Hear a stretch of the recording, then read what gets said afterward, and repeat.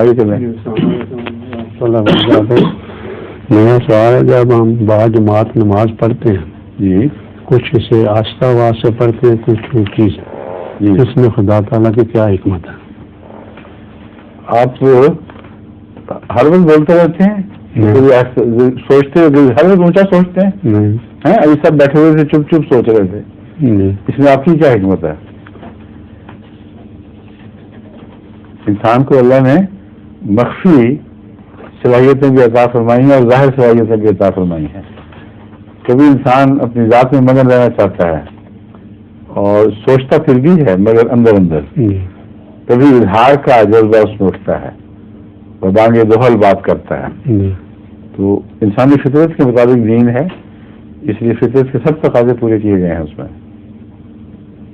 سمجھے؟ فرمائیے. ظہور مہدی آخر